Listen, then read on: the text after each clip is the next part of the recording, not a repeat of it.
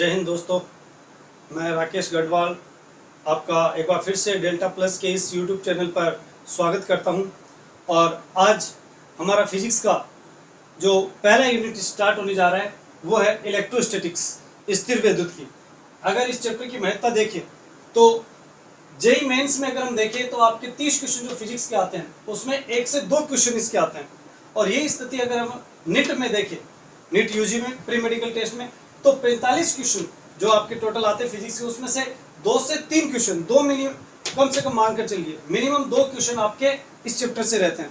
और RBSC board, Rajasthan board के अगर बच्चों की बात करें तो उनके थ्योरी पेपर में 56 में से 7 नंबर का ये यूनिट है इलेक्ट्रोस्टैटिक्स के नाम से।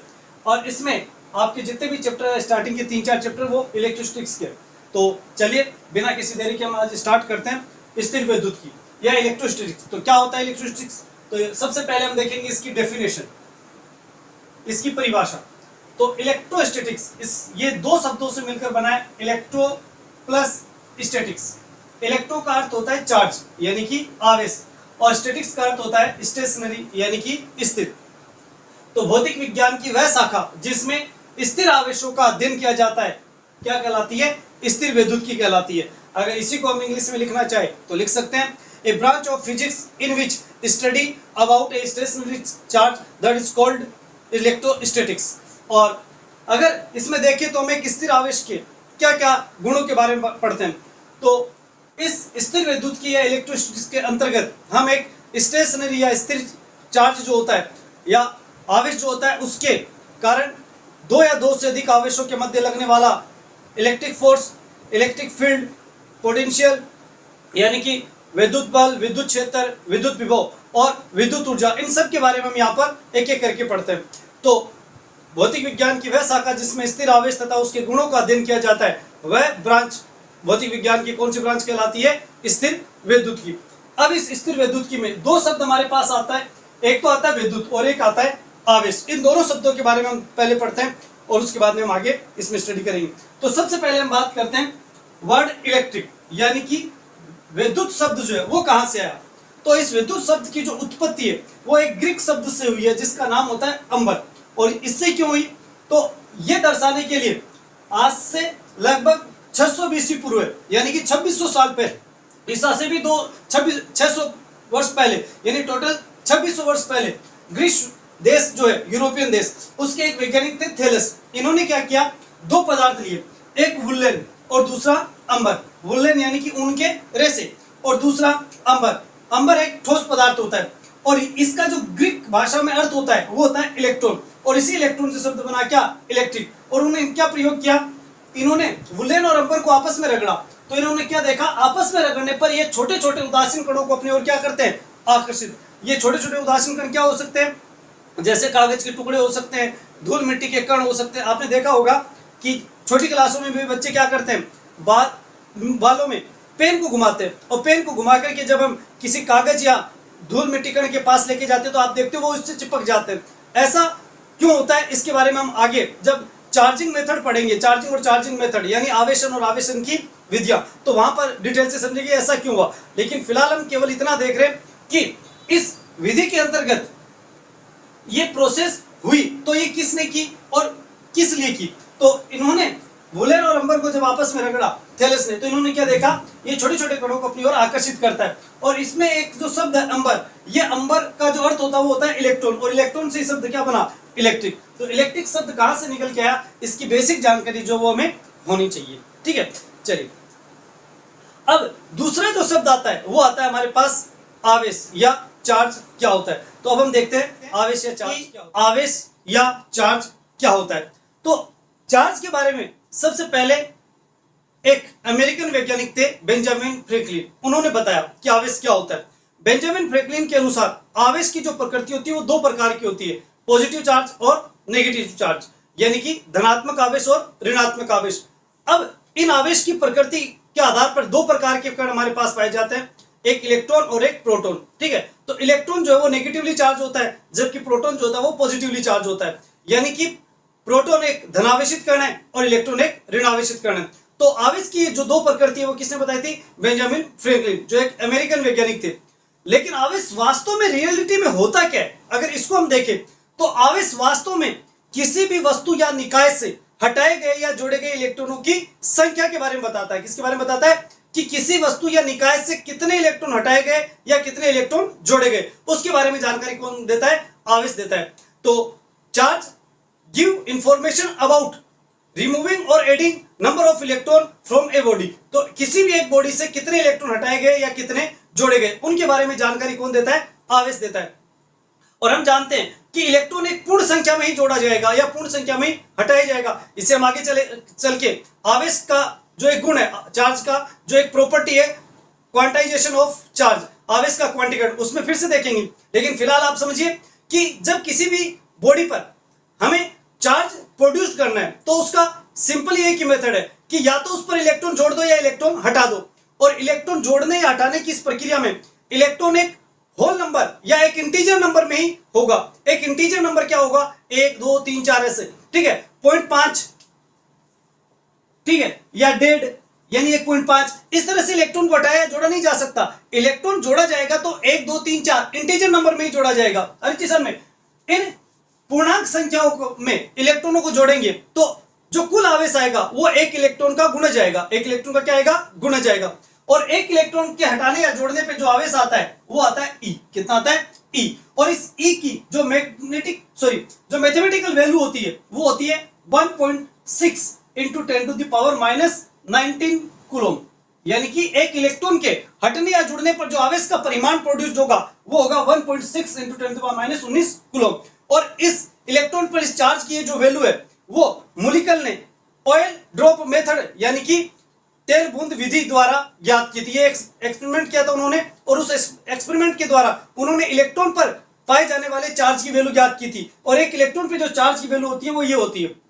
और इतना ही किस पे होता है? प्रोटॉन पर भी होता है। इलेक्ट्रॉन पर ये चार्ज नेगेटिव होगा और प्रोटॉन पर ये चार्ज क्या होगा? पॉजिटिव होगा। लेकिन फिर भी अगर हमें किसी भी बॉडी पर चार्ज प्रोड्यूस करना है तो हमारे पास एक ही मेथड है कि उससे या तो इलेक्ट्रॉन हटाए या इलेक्ट्रॉन जोड़े। प्रोटॉन को जोड़ना या हटाना इतना आसान नहीं है। क्यों नहीं है? क्योंकि परमाणु की संरचना में हम देखते हैं, एटम की संरचना में, कि इलेक्ट्रॉन उसके बाह्यतम कोषों में चक्कर लगाते हैं, जबकि नाभिक उसके केंद्र में स्थित होता है। और इस नाभिक में न्यूट्रॉन और प्रोटॉन दोनों पाए जाते हैं, जबकि इलेक्ट्रॉन बाह्यतम कोष में। तो इलेक्ट्रॉन को कम ऊर्जा पर आसानी से हटाया या जोड़ा जा सकता है, लेकिन प्रोटॉन को उसके नाभिक से बाहर निकालना इतना आसान नहीं है, क्योंकि इसको बाहर निकालने के लिए अत्यधिक ऊर्जा की आवश्यकता होती है। इसलिए किसी भी वस्तु पर इलेक्ट्रॉनों को आसानी से जोड़ा या हटाया जा सकता है। यही कारण है कि किसी भी निकाय पर या बॉडी पर हमें चार्ज प्रोड्यूस करना है तो हम उस पर इलेक्ट्रॉन या तो जोड़ेंगे या हटाएंगे। तो आवेश वास्तव में किसी भी वस्तु पर हटाए गए या जोड़े गए इलेक्ट्रॉनों की संख्या के बारे में जानकारी देता है। और बेंजामिन फ्रैंकलिन के अनुसार आवेश की जो प्रकृति होती है ये दो प्रकार की होती है। एक होता है पॉजिटिव चार्ज और दूसरा होता है नेगेटिव चार्ज। अगर हम चार्ज इलेक्ट्रॉन हटाएंगे या जोड़ेंगे तो किस प्रकार का चार्ज उत्पन्न होगा वो भी देखेंगे। लेकिन पहले हम देखते हैं कि एक इलेक्ट्रॉन के कारण इतना उत्पन्न होता है। तो यदि n इलेक्ट्रॉन किसी भी निकाय से हटा दिए जाए या जोड़ दिया जाए तो कुल आवेश Q बराबर जो वो कितना आ जाएगा? Ne। कितना आ जाएगा? Ne। तो Q बराबर Ne किसी भी वस्तु पर उत्पन्न होने वाला नेट चार्ज है, Q कुल आवेश। और ये प्लस में भी हो सकता है या फिर माइनस में भी हो सकता है। ये डिपेंड करता है कि इलेक्ट्रॉन जोड़े गए या हटाए गए। सामान्यतः अगर देखा जाए तो एक परमाणु या अणु, और परमाणु और अणु से मिलकर के पदार्थ बनता है, तो पदार्थ या अणु सामान्यतः उदासीन होता है। इसलिए एक पदार्थ भी क्या होता है? उदासीन यानी न्यूट्रल होता है। उस पर किसी प्रकार का कोई चार्जेस नहीं पाया जाता। क्यों नहीं पाया जाता? क्योंकि एक परमाणु में नंबर ऑफ इलेक्ट्रॉन जो होते हैं वो नंबर ऑफ प्रोटॉन के इक्वल होते हैं। यानी कि जितने किसी एटम में प्रोटॉन होते हैं उतने ही उसमें इलेक्ट्रॉन होते हैं। और एक प्रोटॉन की वैल्यू प्लस ई होती है, जबकि एक इलेक्ट्रॉन की वैल्यू माइनस ई होती है। अरे चीज में तो इसमें जितना पॉजिटिव चार्ज होगा उतना ही नेगेटिव चार्ज होगा। इसलिए कुल जो नेट चार्ज आएगा वो कितना आएगा? शून्य। कितना आएगा? शून्य। इसलिए एक परमाणु या अणु या पदार्थ सामान्यतः उदासीन होता है। क्यों? क्योंकि उसमें जितना धनावेश होता है उतना ही ऋणावेश होता है। अब इस पर अगर हमें चार्ज प्रोड्यूस करना है तो उसके लिए क्या करेंगे? या तो इलेक्ट्रॉन हटाएंगे या इलेक्ट्रॉन जोड़ेंगे। तो इलेक्ट्रॉन हटाने या जोड़ने पर जो प्रोटॉन के सापेक्ष यानी रिस्पेक्टिव टू प्रोटॉन इलेक्ट्रॉन की जो नंबर होंगे वो या तो इंक्रीज होंगे, बढ़ेंगे, या फिर डिक्रीज होंगे यानी कि घटेंगे। तो यदि मैं इलेक्ट्रॉन हटाता हूं, रिमूव करता हूं, हटाने पर नंबर ऑफ इलेक्ट्रॉन जो है वो कम हो जाएंगे नंबर ऑफ प्रोटॉन की रिस्पेक्ट। क्यों हो जाएंगे? क्योंकि प्रोटॉन तो उतने ही है लेकिन इलेक्ट्रॉन क्या हो गए? कम हो गए। इसलिए इलेक्ट्रॉनों की संख्या कम होने से प्रोटॉनों की संख्या बढ़ जाती है, यानी कि धनावेश बढ़ जाता है। यही कारण है कि हटाने पर वस्तु कैसी होती है? Positively charge. कैसी होती है? पॉजिटिवली चार्ज होती है। अरे जी सर में, और यही प्रक्रिया उल्टी करें, यानी कि इलेक्ट्रॉन जोड़ने पर, एडिंग इलेक्ट्रॉन, अगर इलेक्ट्रॉन जोड़ते हैं तो नंबर ऑफ इलेक्ट्रॉन जो है वो प्रोटॉनों की अपेक्षा, यानी कि रिस्पेक्ट टू प्रोटॉन, इलेक्ट्रॉनों के नंबर है वो इंक्रीज हो जाएंगे, यानी इलेक्ट्रॉनों की संख्या बढ़ जाएगी। और इलेक्ट्रॉनों की संख्या बढ़ जाएगी तो वस्तु पर जो नेट चार्ज आएगा वो कैसा आ जाएगा? नेगेटिवली। कैसा आ जाएगा? नेगेटिवली। तो किसी भी निकाय पर आवेश उत्पन्न होगा, ये डिपेंड करता है कि उस पर इलेक्ट्रॉन हटाए जा रहे हैं या जोड़े जा रहे हैं। तो इलेक्ट्रॉन हटाने पर इलेक्ट्रॉनों की जो संख्या है वो प्रोटॉनों के सापेक्ष घट जाती है, इसलिए धनावेश बढ़ जाता है। यही कारण है कि इलेक्ट्रॉन हटाने पर वस्तु पर पॉजिटिव चार्ज आता है, जबकि इलेक्ट्रॉन जोड़ने पर इलेक्ट्रॉनों की संख्या बढ़ती है, इसलिए नेगेटिव चार्ज भी बढ़ता है। और यही कारण है कि वस्तु पर कैसा चार्ज आ जाता है? नेगेटिव। तो ये जो कुल इलेक्ट्रॉन हटाने पर चार्ज प्रोड्यूस होगा किसी भी बॉडी पर, वो नेगेटिव होगा या पॉजिटिव, ये उसकी प्रोसेस पर डिपेंड करेगा। तो इलेक्ट्रॉन हटाए तो धनात्मक आवेश यानी पॉजिटिव चार्ज, और यदि जोड़े हैं तो जो चार्ज प्रोड्यूस होगा वो कैसा होगा? नेगेटिव। तो यहां पर हमने ये देखा कि आवेश क्या होता है। तो आवेश वास्तव में क्या होता है? आवेश वास्तव में किसी भी वस्तु से हटाए गए या जोड़े गए इलेक्ट्रॉनों की संख्या के बारे में बताता है। और चार्ज की प्रकृति जो वो दो होती है, बेंजामिन फ्रैंकलिन ने इसके बारे में बताया था, एक पॉजिटिव और दूसरा नेगेटिव। प्रोटॉन एक पॉजिटिव पार्टिकल है जबकि इलेक्ट्रॉन एक नेगेटिव पार्टिकल है। लेकिन एक उदासीन या परमाणु या अणु में कुल इलेक्ट्रॉन और प्रोटॉनों की संख्या बराबर होने के कारण सामान्यतः वो कैसा होता है? उदासीन होता है। कैसा होता है? उदासीन। इसलिए नेट चार्ज क्या होता है? जीरो। अब अगर इलेक्ट्रॉन हटाते हैं तो नंबर ऑफ इलेक्ट्रॉन प्रोटॉनों की तुलना में कम हो जाते हैं, इसलिए उस पर पॉजिटिव चार्ज आ जाएगा प्रोटॉनों की संख्या बढ़ने से। और यदि इलेक्ट्रॉन जोड़ते हैं तो नंबर ऑफ इलेक्ट्रॉन बढ़ जाते हैं, किसकी तुलना में? नंबर ऑफ प्रोटॉन की तुलना में, इसलिए इस पर नेगेटिव चार्ज आ जाएगा। तो इलेक्ट्रॉन हटाने पर पॉजिटिव चार्ज और जोड़ने पर नेगेटिव चार्ज आता है।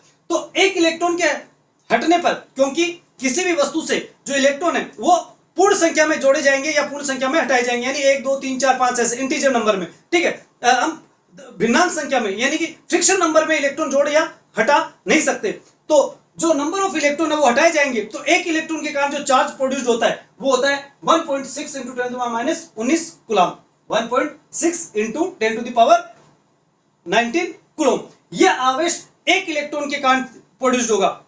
और इस चार्ज की वैल्यू जो है वो मोलिकल ने ऑयल ड्रॉप मेथड यानी कि तेल बूंदू विधि से प्रायोगिक रूप से सिद्ध किया है। और एक इलेक्ट्रॉन के कारण जितना चार्ज होता है उतना ही एक प्रोटॉन के कारण भी होता है, बस दोनों की वैल्यू अपोजिट होती है। प्रोटॉन प्लस ई चार्ज रखता है जबकि इलेक्ट्रॉन माइनस ई चार्ज रखता है। और एक उदासीन परमाणु में जितने नंबर ऑफ प्रोटॉन होते हैं उतने ही नंबर ऑफ इलेक्ट्रॉन, इसलिए नेट चार्ज क्या होता है? जीरो। और जैसे आप इलेक्ट्रॉन को हटाओगे या जोड़ोगे तो उस पर चार्ज प्रोड्यूस हो जाएगा। लेकिन ध्यान रखना, ये इंपॉर्टेंट बात है कि किसी भी बॉडी पर चार्ज प्रोड्यूस करने के लिए प्रोटॉन को हटाया जोड़ नहीं सकते। क्यों? क्योंकि प्रोटॉन परमाणु के नाभिक में बहुत अंदर तक स्थित है जिसे बाहर निकालना संभव नहीं है, लेकिन इलेक्ट्रॉन को आसानी से जोड़ा या हटाया जा सकता है।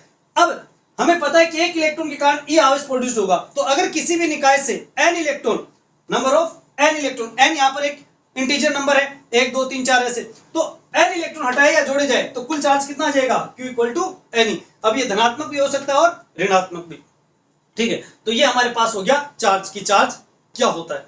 हरी चीज में अब हम दो चीज देखते हैं, एक तो चार्ज की यूनिट यानी मात्रक, और एक देखेंगे हम चार्ज के गुण यानी कि चार्ज की प्रॉपर्टीज। तो सबसे पहले हम बात करेंगे किसकी? चार्ज की यूनिट की। तो हम अब देखेंगे चार्ज,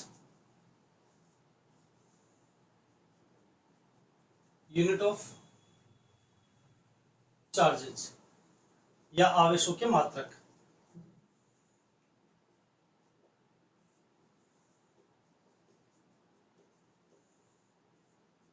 देखिए, यूनिट ऑफ चार्ज या आवेशों के जो मात्रक है, हम जानते हैं कि किसी भी फिजिकल क्वांटिटी या भौतिक राशि के जो यूनिट्स या मात्रक जो होते हैं वो दो प्रकार के होते हैं, एक एसआई यूनिट्स और एक सीजीएस यूनिट्स, यानी कि एसआई मात्रक और सीजीएस मात्रक। एसआई का अर्थ है स्टैंडर्ड इंटरनेशनल यूनिट, और सीजीएस आपका सेंटीमीटर ग्राम सेकंड से लिया गया छोटा मात्रक है। अब अगर सबसे पहला मेथड देखें हम ऐसा ही मात्रक में या ऐसा यूनिट, तो चार्ज की जो ऐसा यूनिट होती है वो होती है कूलोम। क्या होती है? कूलोम। जिस तरह से बल का मात्रक न्यूटन के सम्मान में न्यूटन रखा जाता है, वैसे उसका मूल मात्रक आपने देखा है केजी मीटर प्रति सेकंड स्क्वायर होता है, लेकिन जिस तरह से हम उस केजी डॉट मीटर प्रति सेकंड स्क्वायर को न्यूटन के सम्मान में न्यूटन बोलते हैं, उसी तरह से यहां पर चार्ज का मात्रक क्या लिया जाता है? कूलोम। और इसको भी कैपिटल सी से डिनोट करते हैं, जैसे न्यूटन के मात्रक को कैपिटल एन से डिनोट करते हैं। अब यहां पर इसका मूल मात्रक भी हमें पता होना चाहिए। मूल मात्रक का मतलब जो फिजिक्स की बेसिक क्वांटिटीज है, और 7 बेसिक क्वांटिटीज है, सबको ध्यान होना चाहिए। कौन कौन सी? Distance, time, mass, temperature, matter, quantity of matter, इसके अलावा करंट, और एक आपका प्रतिदीप्ति।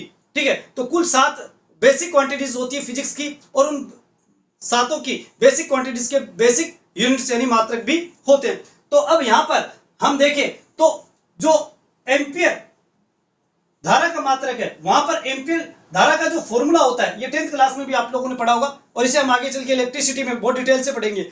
और करंट का जो फॉर्मूला होता है वो होता है I equal to Q upon T, और यहां से अगर Q आप कैलकुलेट करो तो ये आएगा I डॉट T, यानी कि चार्ज की जो वैल्यू होती है करंट और टाइम के स्टेप में वो होती है Q equal to I dot T। यहां से करंट की जो यूनिट होती है वो होती है एम्पियर, और टाइम की जो यूनिट होती है वो होती है सेकंड। तो ये हो गया एम्पियर डॉट सेकंड, यानी कूलोम को मूल मात्रक या बेसिक यूनिट्स के रूप में एम्पियर डॉट सेकंड भी लिखा जा सकता है। क्या लिखा जा सकता है? Ampere dot second. तो चार्ज की जो ऐसा यूनिट है वो 3 हो गई, कूलोम या कैपिटल सी या फिर एम्पियर डॉट सेकंड, ये तीनों आपको ध्यान होनी चाहिए। अब यहां पर हम बात करते हैं इसके विमा और विमीय सूत्र की। तो विमा हम जानते हैं केवल वही राशियों के रूप में लिखी जाएगी जिनकी घातें हैं। तो यहां पर ए विमा में भी यही रहता है, लेकिन सेकंड के लिए विमा में आता है टी। क्या आता है? टी। तो इसका जो विमा होगा वो हो जाएगा टी ए। क्या हो जाएगा? T A. टी टाइम के लिए और ए एम्पियर के लिए। इसके बाद में अगर इसका विमीय सूत्र लिखे तो विमीय सूत्र में ध्यान दीजिएगा, हमेशा विमा और विमीय सूत्र में क्या अंतर है, यानी कि डायमेंशन और डायमेंशन फॉर्मूला। इंग्लिश में बोले तो क्या? डायमेंशन और डायमेंशन फॉर्मूला। तो डायमेंशन और डायमेंशन फॉर्मूले में क्या अंतर होता है कि डायमेंशनल फॉर्मूले में MLT सदैव रहता है, M, L और T। यहां पर अगर इनकी पावर है तो रखी जाएगी, अगर नहीं है तो 0 इनकी पावर हम प्रदर्शित करेंगे या दर्शाएंगे। तो M की पावर नहीं है इसलिए M 0, L भी नहीं है तो L की पावर भी 0, T यहां पर है तो T की पावर आ जाएगी 1, और आगे जो भी रहेंगे इन 3 के अलावा जो 4 बेसिक क्वांटिटीज है वो लिखी जाती है, अगर होती है तो। अगर नहीं होती है तो केवल 3 ही लिखेंगे। तो एम्पियर है तो एम्पियर के लिए आ गया ए। चूंकि इनकी पावर 1 1 है तो 1 1 को यहाँ पर नहीं भी दर्शाते तो 1 ही मानी जाती है। ठीक है, या चाहो तो 1 1 लिख भी सकते हैं। तो ये हो गया हमारे पास चार्ज का ऐसा यूनिट और उसका विमा, यानी ऐसा यूनिट, डायमेंशन और डायमेंशन फॉर्मूला। अब दूसरा हमारे पास आता है सीजीएस मात्रक या सीजीएस यूनिट। चार्ज की जो सीजीएस यूनिट होती है या जो सीजीएस मात्रक होता है वो इसके 3 लिए जाते हैं। कि 3 मात्रक है, कौन कौन से? एक, जिस तरह से कूलोम के सम्मान में इसका ऐसे मात्रक कूलोम है, उसी तरह से सीजीएस पद्धति में आवेश का जो मात्रक है वो एक वैज्ञानिक के सम्मान में रखा जाता है जिसका नाम है फ्रैंकलिन। क्या है? फ्रैंकलिन, अमेरिकन वैज्ञानिक फ्रैंकलिन, जिन्होंने चार्ज की 2 प्रकृति बताई थी। तो फ्रैंकलिन यानी चार्ज की 2 नेचर होती है, फ्रैंकलिन ने बताया था। तो फ्रैंकलिन के सम्मान में इसका सीजीएस मात्रक फ्रैंकलिन रखा जाता है, और वैसे इसका जो मात्रक और लिख सकते हैं कूलोम में, वो लिखा जाता है स्टेट कूलोम। क्या लिखा जाता है? State coulomb. और इसी को एक नया नाम दिया जाता है ESU। इस ESU का जो पूरा नाम होता है वो होता है इलेक्ट्रोस्टैटिक यूनिट, और हिंदी में बोलेंगे स्थिर वैद्युत मात्रक। तो 3 मात्रक हमारे पास यहां पर आए, या ये कह सकते हैं कि सीजीएस में चार्ज की 3 यूनिट होती है, फ्रैंकलिन, स्टेट कूलोम या ESU। और ESU का पूरा नाम क्या है? इलेक्ट्रोस्टैटिक यूनिट, और हिंदी में बोलेंगे स्थिर वैद्युत मात्रक। अब इन दोनों में आपस में रिलेशन भी होना चाहिए। और पता भी होना चाहिए। जिस तरह से हम मैकेनिकल में फिजिक्स में पढ़ते हैं कि 1 मीटर की जो वैल्यू होती है, 1 मीटर की वैल्यू जो सीजिस पत्ती में होती है वो होती है 100 सेंटीमीटर। कितना होता है? 100 सेंटीमीटर। उसी तरह से इसका मतलब यह तो आइडिया लगता है कि सीजिस मात्रक छोटा होता है जबकि एसआई मात्रक बड़ा होता है। तो यहां पर 1 कूलम की जो वैल्यू होती है स्टेट कूलम या ईएसयू में, वो होती है 3 इंटू 10⁹ ईएसयू। ये वैल्यू सभी बच्चों को याद होनी चाहिए, बहुत बार एग्जाम में पूछी जाती है। तो किसी भी स्थिति में आपको ये वैल्यू याद रखनी है कि 1 कूलम की जो वैल्यू सीजिस मात्रक पद्धति में होती है वो क्या होती है, या फ्रैंकलिन में क्या होती है, या स्टेट कूलम में क्या होती है, या ईएसयू में क्या होती है। लेकिन मोस्टली पूछी जाती है फ्रैंकलिन के पदों में। पूछा जाता है बहुत बार कि 1 कूलम का मान फ्रैंकलिन में कितना होता है। ठीक है, तो कितना होता है? 3 इंटू 10⁹ ईएसयू या फ्रैंकलिन या स्टेट कूलम। ठीक है, और यहां पर इस वैल्यू को याद रखने से एक फायदा और होता है कि अगर हमारे पास कोई न्यूमेरिकल वैल्यू है और उसमें सीजिस मात्रक दे रखा है तो हम उसे एसआई मात्रक में कन्वर्ट कर सकते हैं। तो ये हमारे पास 2 मात्रक हो गए। अब इसका एक तीसरा मात्रक हम यूज करते हैं और वो करते हैं प्रायोगिक मात्रक। कौन सा मात्रक है? प्रायोगिक मात्रक। तो तीसरा मात्रक है प्रायोगिक मात्रक। अब इसका जो प्रायोगिक मात्रक यूज करते हैं, या ये कह सकते हैं एक्सपेरिमेंटल यूनिट, तो एक्सपेरिमेंटल यूनिट जो है वो यूज करते हैं फेराडे। ये भी वैज्ञानिक के नाम पर ही है, फेराडे, जिन्होंने विद्युत अपघटन द्वारा फेराडे विद्युत अपघटन द्वारा इन्होंने आवेश को समझाया था। तो फेराडे इसका एक प्रायोगिक मात्रक है आवेश का। और फेराडे का मान भी कूलम में पता होना चाहिए। फेराडे में एक फेराडे की जो वैल्यू होती है, एक्यूरेट वैल्यू होती है 96480 कूलम। और अप्रोक्सीमेट वैल्यू जब न्यूमेरिकल हम सोल्व कर रहे होते हैं तो उस समय इसकी वैल्यू ले सकते हैं 96500 कूलम। तो ये वैल्यू भी आपको याद होनी चाहिए। तो चार्ज का जो तीसरा यूनिट हम यूज करते हैं वो एक्सपेरिमेंटल यूनिट या प्रायोगिक मात्रक यूज करते हैं, और वो क्या है? फेराडे। और एक फेराडे का जो मान होता है वो होता है 96480 कूलम या 96500 कूलम। अब इसी से रिलेटेड एक एफ जैसा ही मात्रक और आएगा आगे, वो होता है फेरेड। वो धारिता का मात्रक है, कैपेसिटी का। कैपेसिटर में पढ़ेंगे हम, या कंडेंसर में। कंडेंसर या कैपेसिटर की जो कैपेसिटी है वो जिस यूनिट में दर्शाई जाती है वो होती है फेरेड। क्या होती है? फेरेड। तो यहां पर एक फेराडे का जो मान है, ये फेराडे, वो ध्यान रखना, वो फेरेड है। फेराडे आवेश का मात्रक है, चार्ज का यूनिट है, एक्सपेरिमेंटल यूनिट। और एक फेराडे की वैल्यू आपके पास ये होती है। अगली चीज में एक चौथा अन्य मात्रक और पढ़ते हैं, इसका अन्य मात्रक यानी कि एक अदर यूनिट्स, और वो है परम कूलम। परम कूलम इंग्लिश में बोलते हैं एब्सोल्यूट कूलम, और इसको शॉर्ट में एबीसी लिखा जाता है। ए कैपिटल, बी और सी स्मॉल, एबीसी। और एक एबीसी की जो वैल्यू होती है वो होती है 10 कूलम। एक एबीसी इक्वल टू 10 कूलम। ये कूलम से बड़ा मात्रक है थोड़ा। 10 कूलम को एक एबीसी बोलते हैं, यानी एब्सोल्यूट कूलम या परम कूलम। ठीक है, एब्सोल्यूट कूलम या परम कूलम में एक एब्सोल्यूट कूलम या एक परम कूलम की वैल्यू कितनी होती है? 10 coulomb.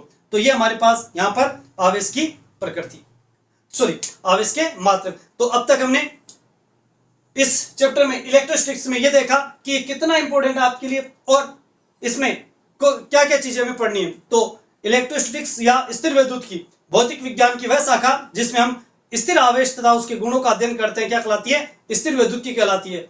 A branch of physics in which study about a stationary charge and its property, that is called electrostatics. और यहां पर हमारे पास 2 वर्ड आते हैं, एक आता है क्या? इलेक्ट्रिक, और एक आता है चार्ज, यानी कि विद्युत और आवेश। अब विद्युत शब्द के बारे में पहले हमने देखा, और उसमें क्या देखा कि आज से 600 बीसी पहले, यानी कि 2600 साल पहले, ईसा से भी 600 साल पहले, ग्रीस देश के एक वैज्ञानिक थेलेस ने एक प्रयोग किया, और उसने अंबर और वुलेन को आपस में रगड़ा। तो क्या देखा कि ये छोटे छोटे उदासीन कणों को अपने ओर अट्रैक्ट करते हैं, यानी कि आकर्षित करते हैं। यहां से जो पदार्थ यूज किया अंबर, ये एक ग्रीक शब्द है और इसका अर्थ होता है इलेक्ट्रॉन, और इसी इलेक्ट्रॉन से शब्द क्या बना? इलेक्ट्रिक। ये बेसिक जानकारी नॉर्मल। अब दूसरा जो शब्द आया हमारे पास वो आया चार्ज। तो चार्ज के बारे में फ्रैंकलिन ने बताया, और फ्रैंकलिन ने बताया कि चार्ज की जो नेचर होती है वो 2 टाइप्स की होती है, नेगेटिव और पॉजिटिव। और यहां पर ज्ञात जो 2 पार्टिकल है उनमें प्रोटॉन जो है वो एक पॉजिटिव पार्टिकल है, जबकि इलेक्ट्रॉन एक नेगेटिव पार्टिकल है। एक न्यूट्रल एटम या मॉलिक्यूल या किसी भी बॉडी के अंदर कुल इलेक्ट्रॉन और प्रोटॉन के जो नंबर्स होते हैं वो इक्वल होते हैं, यानी जितना उसमें पॉजिटिव चार्ज होता है उतना ही नेगेटिव चार्ज होता है, इसलिए नेट चार्ज जो है वो कितना होता है, 0 होता है। और अब आवेश वास्तव में क्या बताता है, तो आवेश वास्तव में ये बताता है कि किसी वस्तु या किसी बॉडी से कितने इलेक्ट्रॉन रिमूव किए गए या कितने इलेक्ट्रॉन ऐड किए गए। Number of electron remove and adding ये बताएगा कौन, चार्ज। और इस आधार पर अगर इलेक्ट्रॉन हटाए जाते हैं तो वो एक इंटीजर नंबर में हटाए जाएंगे, यानी कि 1 2 3 ऐसे 1 2 3 4, ऐसे नहीं कि हाफ या थर्ड हाफ ऐसे कुछ इलेक्ट्रॉन को हटाया जाए या जोड़ा है, ऐसा पॉसिबल नहीं है। तो इलेक्ट्रॉन को जब हटाया या जोड़ा जाता है तो एक इलेक्ट्रॉन का जो चार्ज है वो कितना था, E। अब n इलेक्ट्रॉन हटा दे तो नंबर ऑफ इलेक्ट्रॉनों की कुल संख्या के आधार पर आवेश जो आएगा वो आएगा Q = Ne। तो ये सारी चीजें हमने देखी और उसके बाद में हमने आवेश के यूनिट्स देखे। तो आवेश के यूनिट्स जो मुख्य रूप से कितने थे, 3। कौन कौन से, SI यूनिट, CGS यूनिट और इसका एक्सपेरिमेंटल यूनिट, और चौथा हमने एक अन्य मात्रक देखा। तो यहाँ पर हमारे पास चार्ज क्या होता है और चार्ज की यूनिट्स क्या है वो कंप्लीट होते हैं। नेक्स्ट वीडियो में हम देखेंगे चार्ज की प्रॉपर्टीज यानी कि आवेश के गुण। तो तब तक सभी बच्चे ध्यान रखिए, ये हमारी आज की पहली क्लास थी और अब ये क्लासेस रेगुलर होगी आपकी यहाँ पर वॉल्यूम 1 और वॉल्यूम 2 के नाम से। तो वॉल्यूम 1 में हम 11th क्लास का जो सिलेबस होता है वो पूरा कवर करेंगे अकॉर्डिंग टू फाउंडेशन और एनसीईआरटी, और जो वॉल्यूम 2 है इसमें हम आपके 12th क्लास की फिजिक्स और जितना भी पोर्शन है एनसीईआरटी के अकॉर्डिंग और फाउंडेशन, जेई मेंस और जेई एडवांस का पूरा कोर्स कवर करते हुए वो पूरी क्लास लेंगे। तो ये क्लासें फाउंडेशन क्लासेस और जो नीट और जेई की तैयारी कर रहे हैं उन सब के लिए इक्वली इंपॉर्टेंट है। तो जितने भी बच्चे इस वीडियो को देख रहे हैं, ठीक है, वो जो पहले से मेरे को जानते हैं या नहीं जानते उन सभी से मैं यही निवेदन करूंगा कि आप इस चैनल को सब्सक्राइब करें या ना करें, लेकिन इसको मैक्सिमम उन बच्चों तक पहुंचाने का प्रयास करें जो कोचिंगों में या स्कूलों में अच्छी पढ़ाई नहीं कर पा रहे हैं लेकिन खुद पढ़ाई करना चाहते हैं। तो उनके लिए एक बहुत ही सुनहरा प्लेटफॉर्म यहाँ पर आपके पास है। तो मिलेंगे नेक्स्ट वीडियो में, तब तक के लिए धन्यवाद।